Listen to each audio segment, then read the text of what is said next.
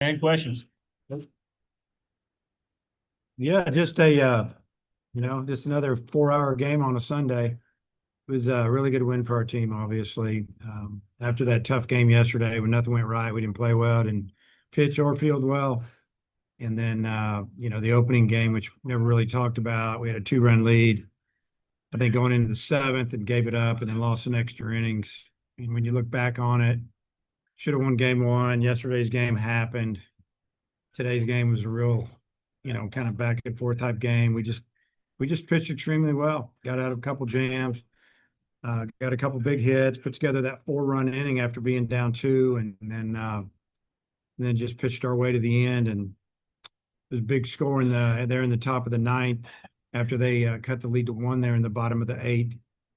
This is a tough place to win and to hold on to games, and I was proud of the team for bouncing back. Tom, go ahead. Hey, Dave, you moved Ryder up into the 5 hole for the first time, and it looks like it paid off for you. What'd you think of that move? Yeah, I mean, I was thinking about it. I was just watching his at bats this weekend. I just thought he was on it and laying off borderline pitches and hitting balls hard. And I actually changed that right before I try. I usually write the lineup down on a separate piece of paper, kind of look at it a little bit, and I changed it before I transferred it over to the big lineup sheet, and it ended up working out. I just moved him up 2 spots from, I think, from eight. I think I might have had him eight to five. And yeah, he got a couple of big hits for us, drove in a couple runs, had a couple doubles, a couple walks, and swinging it good. Well, you said Cole would be ready, and I guess he was. What did you think of his work tonight? I mean, typical Coyle, he comes in and throws 6 pitches, 6 strikes. And, even the last ball, I mean, it was an 0-2 pitch and got in on the hitter a little bit. He only hit it like 75 miles an hour. Looked like a line drive, but it wasn't hit super hard. And we're just glad it went right at him. And, they already got a blue base hit the inning before that helped him score a run. And, but yeah, I thought he did a great job. And his bullpens have been really good. It's what I've been told by Coach Hobbs. And we just felt like that was the right move. And we knew they were going to pinch hit, bring in a right hander, but he gets righties out as well. My last question. You stayed within 2 games of Texas, obviously got a game ahead of LSU by winning today. So in the big scheme of things, getting this win was really huge. It was, the standings are what they are. I mean, we can only control what we do. And today's all we could do is win one game. And, trying to catch Texas, trying to finish in the top four, just trying to win SEC games on the road against a top, 10 team. It helps your RPI. I'm sure that our strength of schedule moved up a lot this week as well. So, yeah, it was a really big game here. Jackson, go ahead. Hey Dave, you guys get a good start to the second inning, but don't score, and then they take the lead. How big was that third inning response for the guys, and how good was it to see from the dugout from your point of view? It was huge, because things weren't going our way. They weren't going our way the night before, rough day, and then they go out and score two, and then we have a runner at, I think, third base and one out, and Vejava Loy's at bat. I think he was 0-2. We're thinking, please put the bat on the ball. We got to score one here at a minimum. And then he actually hits a really good ball, line drive to right field, sac fly, and we still had a runner on, I think, second. And then, we ended up scoring 3 more runs, and just missed a 3-run homer, got a double there, and then a big 2-out hit, I think by Cam, and all of a sudden we're up 4-2, and then we kind of held on. It was 4-3. Then we punched one in the fifth, and they've got some really good arms. I mean, everybody they threw at us that was right-handed was 95 to 100, and even the lefties were pretty good as well. And we did a good job. Seemed like Dylan might not have had his best stuff, command, whatever, but still scoreless, did a really nice job. I mean, how big of a boost is that when a guy might not be at his best but can still get SEC hitters out like he did today? Yeah, he got us 6 outs, and that's what we were hoping. We were hoping that Landon Bottle Cheese would give us at least three. He only gave us two.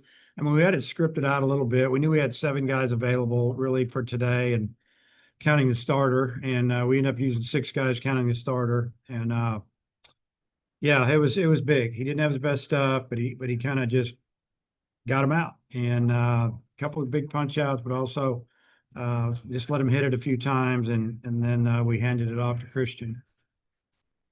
Gibbler too strong today. Now all of a sudden you guys have Gibbler, Dietz, and Coyle just with those 3 left-handed options. How big of a difference does that make it for the bullpen? It makes it a lot better, that's for sure. And seeing Dietz out there yesterday was big for him, big for us, and just see how he competed in that situation, and just the way the ball was coming out of his hand, getting Coyle back. And then Gibbler was outstanding today. I mean, his fastball was 94, 95, maybe 96. And that's the best it's been all year. And then breaking ball was nasty, upper 80s. They had trouble figuring out what it was. Hutch, go ahead. Yeah, Dave, I was going to ask you about Christian. Just what did you think of his outing today? Gave you 5 outs, 3 strikeouts. Just how do you think he threw today? He's, it'd be like 2-0 count. Then you get a strike, and maybe go 3-0, 3-2, excuse me. And then he kept getting outs, kept throwing that strike when he needed it. His fastball, they had trouble squaring it up. The first couple of hitters, he couldn't land anything but a fastball. So then they were just sitting on it. And then he finally landed a couple of his off-speed pitches, and that really helped him get it through a few more hitters. And but yeah, he did a great job getting this, 5 outs. And you brought Jimenez back today. He wasn't, maybe as sharp as he's been all year, but much better than Friday. Just kind of, what did you see from him this weekend? Yeah, I mean, his stuff was good. His velocity was good, and just his first outing the other night. I mean, he got you guys were watching, probably got a quick out, struck a hitter out, and then I think he gave up a slap hit to left on a, guy kind of beat our shift, and then he walked people, and then he gave up a couple hits, which is really unusual to see him walk people like that. And then today, was sharp for a couple hitters, gave up a ground ball single, kind of a CNI single, and then he walked here, and we thought, that's good. And let's just go to Coyle, and it worked out. Hey, Daniel, wrap us up. Got a plane to catch. Yeah, hi, Coach. All 7 runs with 2 strikes today. Just maybe the difference between the approach and long at-bats today compared to the rest of the weekend. Well, we've done a good job all weekend of getting pitchers' counts up. It's just sometimes you get the hit, sometimes you don't. But our guys did fight. I mean, we struck out 10 times, but we struck them out 15. And those base hits with 2 strikes were killers for them. Sack fly with 2 strikes, like you said, and we took our walks, but we fought for them. I thought the offense did a really good job of battling today. And then in the 9th there with Ryder's walk, in your experience, does maybe when a player has the bunt in, does that kind of mess with the pitcher's command a little bit? Well, it doesn't all the time, but I feel like it definitely did in that situation. I think every time he squared around it, the pitcher's vision he left everything up. Even the ball that they said he bunted out when he tried to pull back, that was way up as well. He threw in 5 balls in a row. All right, Coach, thanks for your time. Okay.